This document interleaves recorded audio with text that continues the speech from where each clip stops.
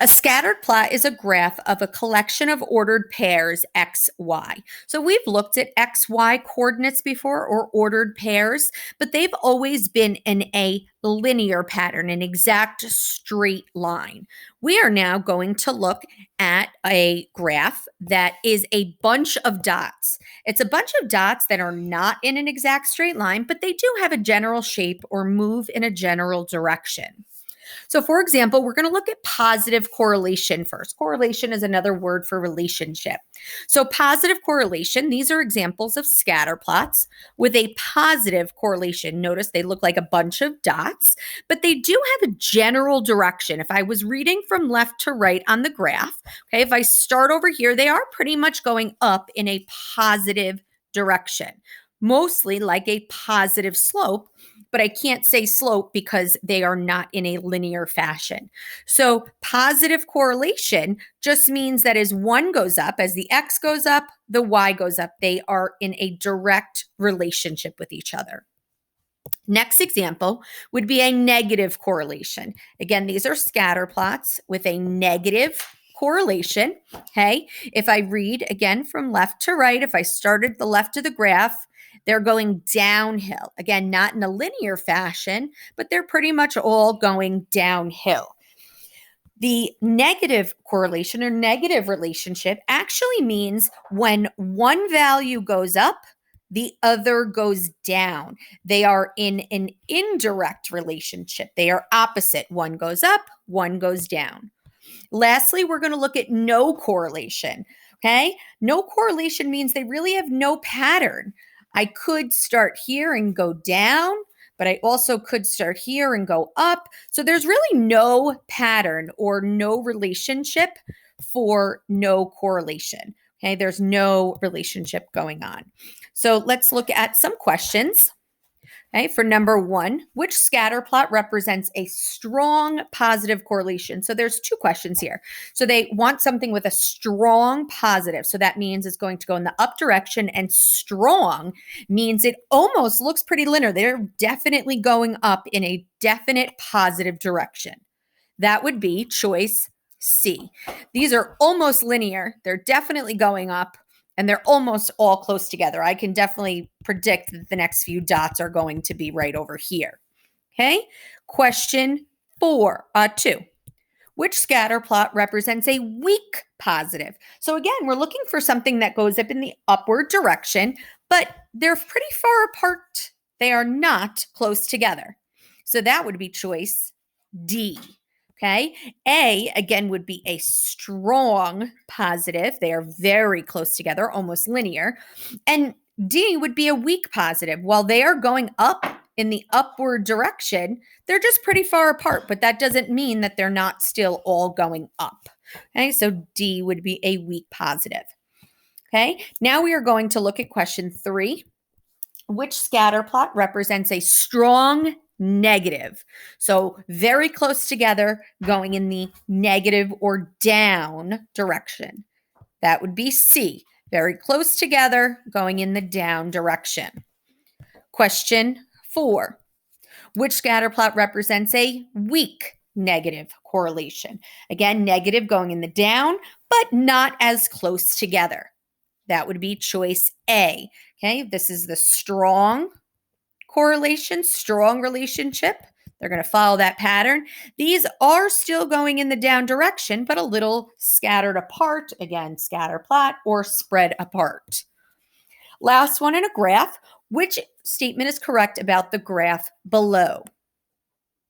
Well, this is A. It shows no correlation. They're all over the place. They're not going in the upward direction. They're not going in the downward direction. So this is no correlation. Now we're going to talk about what positive and negative correlations look like in a word problem. So we talked about y equals mx plus b when we talked about the price of a pizza and the price of toppings on the pizza. There was a direct relationship, and I can guarantee giving you the price on them. In a scatter plot, it's a little bit more varying. So if we look at the age of a child and the child's height, we notice as the child gets older, the child gets taller. Okay, so as this age goes up, this height goes up. The reason why this is a positive correlation, again, one goes up, the other goes up. It is not linear. It is not linear because I cannot tell exactly how much it's going to go up every single year. Varies, okay? Varying is scatterplot. Which of the following would most likely have a strong positive linear correlation? Strong positive. So you're looking as one goes up, the other goes up very closely together.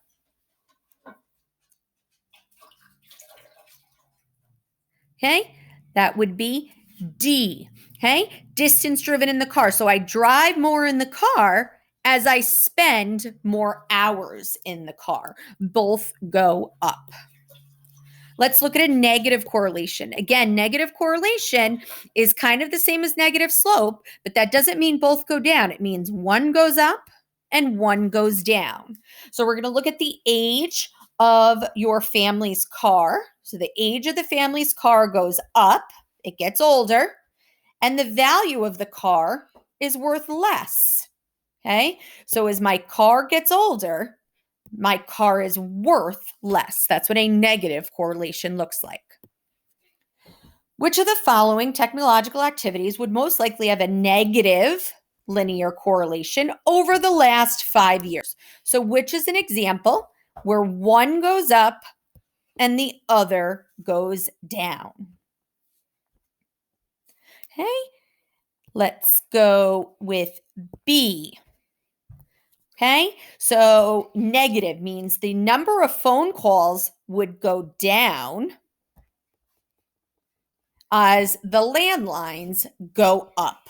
Okay, they have opposite relationships. The number of phone calls go down as the landlines let up. If you looked at the other examples, number of phone calls goes up. Definitely on a cell phone, more people make phone calls on cell phones. The number of emails, yes, goes up as I have more computers. The number of text messages goes up from a cell phone. People always send them from cell phones. Okay, so the only one that has a chance of going up and down is the number of phone calls people would make on a landline. Okay, we just talked about a strong and weak positive and negative correlation. Again, a weak and strong negative correlation, and then no correlation. We're now going to talk about a line of best fit. That just means where could I draw the line that it comes closest to all the points on the scatter plot. Again, it's not going to be exact because it's not linear. So if I was looking at this data, okay, they give me this data. We want to know which of these graphs best models the data. So they already plotted the points. We don't have to look at the exact values. I just want to know if I was drawing a line, which one goes through these points the best? Which one looks like it goes through the points the best? Okay, I would say choice B. Choice B looks like it goes through the points the best. There are just these random points, and those are called outliers. Those are okay. Outliers show that there are data point that's set apart from most others. Okay, I could choose C, but there's a few more points that are a little bit further away if I did that. So if I just chose B and had outliers, then that would be the line of best fit. Okay, again, which graph represents the line of best fit? I would say A. A goes through the points the best. So this is where it gets a little bit harder because now they're going to ask us for an equation that matches the data the best. So I could draw a line of best fit, and it's going to be around here. It does not have to be exact. Draw a little better line. It does not have to be exact, but I'll go here. Okay, so if I was to write the equation of this line, we do know that it's going to have a negative slope because these have a negative correlation. So I'm going to get rid of this positive slope, and I'm going to get rid of this positive slope. Okay, now we're down to these choices. Okay, now we're going to look at where it intersects the y-axis. This intersects at about 2. So this would be the line of best fit. That is the line that I drew. Okay, I don't really have to count the up 1, left 2 for my slope because it does not have to be exact. It's not linear. Okay. Again, I want to draw an equation, draw a line that best fits the data. So I'm going to draw my line about here. Again, this is a negative correlation or a negative slope. So I can't get rid of any here. Okay. But I do intersect right exactly at 8. So I'm going to get rid of these that intersect at 6. Okay. So now I have C and D left. Okay, so now I'm going to look a little bit more carefully. This slope means up 1, left 1, and this slope means up 2, left 1. Okay, so this is definitely a little bit of a steeper slope. This direction of up 1, left 1 is here. This up 2, left 2 is definitely a little steeper. Okay, so we're going to go with D. This is a pretty steep line, so we're going to go with D for the line of best fit. Okay, which equation best models the data in the accompanying scatter plot? Okay, I'm going to draw my line of best fit and you come up with the equation that best matches it. I'm going to go with A. Okay, I see that it intersects at positive 12. So I have these two choices. And again, I have a pretty steep slope compared to 1 over 1, which is a little bit less. So I'm going to choose A as my line of best fit. Okay, next one. Okay, line of best fit. Again, about here. Okay, line of it's just best fit. So again, I have a negative slope or a negative correlation. So I'm going to cross out C and D because those have a up 1, right 1 slope. Okay, now I'm going to see, does it intersect at 8 or 6? I'd say the line of best fit probably intersects more closer to 6. So B is my answer. Okay, last one. Again, the line of best fit, I'm going to draw it and have you pick the equation. And again, I would choose C. Okay, this is a positive slope or a positive correlation. Okay, so I'm going to cross out B because that has a negative slope. D has a negative slope. And where does it intersect? It actually intersects my line at exactly 3. So that would be my line of best.